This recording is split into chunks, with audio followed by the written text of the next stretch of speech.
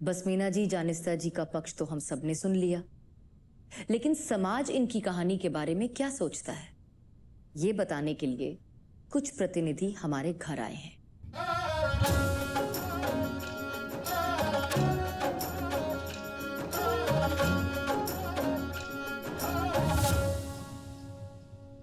नमस्कार। नमस्कार जी। उमर जी। जी। सलामुद्दीन जी, आपका स्वागत है हमारे घर पर। बहुत बहुत शुक्रिया। मेवात जो है वहाँ मेव समुदाय कहते हैं, जो कम्युनिटी है जो है 80% वहाँ मेव समुदाय रहता है और मेव समुदाय 100% मुस्लिम है। अच्छा। हमारा अलग से कस्टम का कानून है। हमारे आज भी जो रीति रिवाज है वो भारतीय संस्कृति के रीति रिवाज है ना। अच्छा। बहुत स्ट्रॉन्ग है वो, आज भी है। आप ही के यहाँ पर लव मैरिज को लेकर क्या सोच है? कानून का कई जगह शिकंजा आता है तो मजबूरी में कई बार मानना पड़ता है, वो अलग बात है, लेकिन सामाजिक तौर पे हमारे यहाँ लव मैरिज की इजाजत नहीं है। आप ही के क्षेत्र से 2 बेटियां हैं, आप उनके बारे में जानते हैं, जानिस्ता जी और बसमीना जी के बारे में? हाँ, सुनो।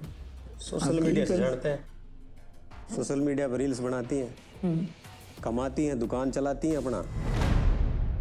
तो उनका जो सोशल मीडिया है जिस पे वो काम करती हैं, उसको लेकर क्या राय है आपके यहाँ पर? क्या उसे एक्सेप्टेंस है? ऐसा है, सामाजिक मान्यता नहीं है।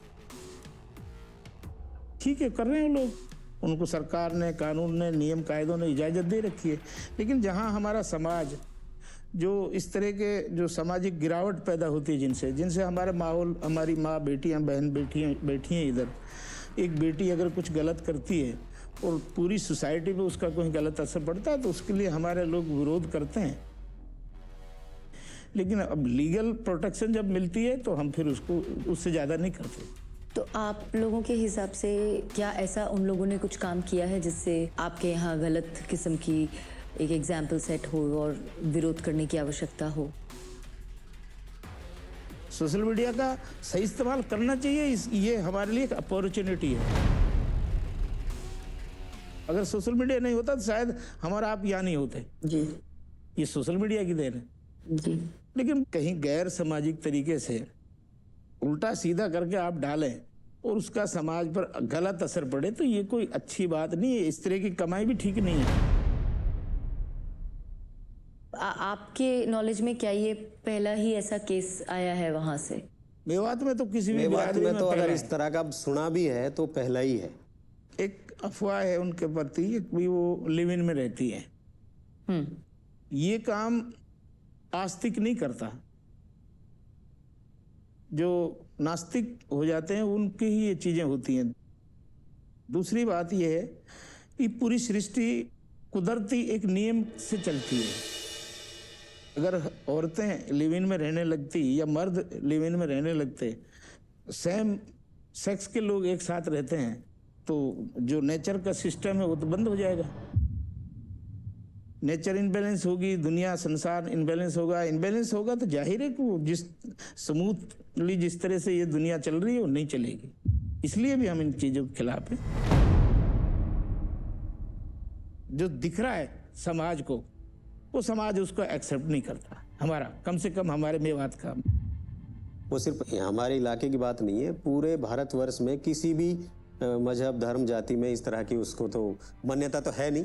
सेम सेक्स को लोग इकट्ठे रहें तो वो ठीक है कि चल रहा है और इस तरह के जोड़ों में बढ़ोतरी हो रही है और बढ़ोतरी से ज़्यादा प्रचार हो रहा है। ये अपवाद हैं कुल मिला के पूरे मेवात में। ये 2 बेटी अपवाद हैं। वो हमारी बेटी जैसी हैं, अब उनके बारे में क्या कह सकते हैं।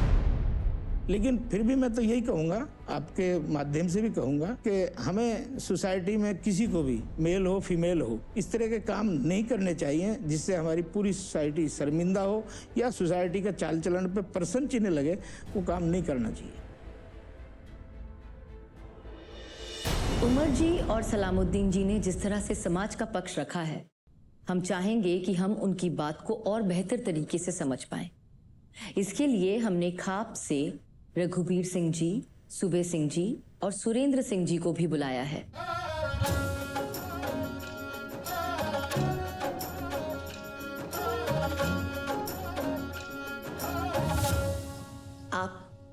आपके प्रधान हैं जी। आप ही के क्षेत्र, आपके समुदाय मेवाट से 2 लड़कियां जिनके बारे में काफी बातचीत की गई है आज, जानिस्ता जी और बसमीना जी, उनके बारे में आपकी क्या राय है? जो जब सृष्टि की रचना ब्रह्मा जी ने की और मर्द बनाए उन्होंने, यदि इस तरीका का होता तो या तो औरत बना देते वो, या आदमी बना देते।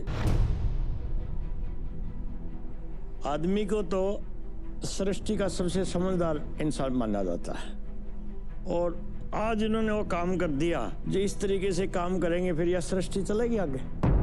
सृष्टि तो खत्म हो जाएगी। ना तो अकेली औरत बच्चा पैदा कर सकती, ना आदमी पैदा कर सकता बच्चा। केवल हिंदुस्तान एक ऐसा देश है जहां संस्कार और संस्कृति जिंदा थी, है और रहेगी। और जो इस किस्म की नई बीमारी समलैंगिकता है, फिर कहाँ संस्कृति, कहाँ संस्कार, कहाँ फिर ये सृष्टि आवेगी? हम तो इस बात के पक्षधर नहीं, बिल्कुल नहीं। देखो, हमारा भी यही कहना है कि जो रघुवीर सिंह जी ने कहा, आज उन लड़कियों को जिन्होंने इस तरह का ये अपनाया है, जिस चीज़ को उन्होंने अडॉप्ट किया है, वो तो चाहेंगे बस हर आदमी ऐसा अडॉप्ट करे। और जैसा इन्होंने बताया कि भी अगर वो सारे लोग ये अडॉप्ट कर लेंगे तो सृष्टिकांत होने में तो 25-30 साल लगेंगे, उसके बाद तो सृष्टिकांत हो जाएगा, क्योंकि जनरेशन तो बढ़े नहीं गई। तो हमारा ये कहना है कि जो उन बच्चियों ने ऐसा स्टेप उठाया है वो समाज हित में नहीं है, संसार हित में नहीं है, मानव जाति के हित में नहीं है। हम ऐसे स्टेपों की निंदा करते हैं। चाहे इवन हमारे सर्वोच्च न्यायालय ने भी थोड़ा बहुत इसको कहा कि ये ठीक है। देखिए, सर्वोच्च न्यायालय हमारा न्यायिक दृष्टि से सबसे बड़ा वो है, बट ये जरूरी नहीं है कि सर्वोच्च न्यायालय के अंदर हमारे जो जजेज बैठे हैं उनको भी शायद इस बात का, सारी बात लोगों का ना पता, क्योंकि कोर्ट में जाना, वहाँ रहना, कोठी पे चले जाना, उसके बाद उनको टाइम भी नहीं मिलता कि समाज के अंदर इसके प्रति कितने घृणा है। अगर उनको इस बात का घृणा का पता तो हो सकता है वो सेल्फ कॉग्निजेंस ले भी ले कि भी ये गलत है।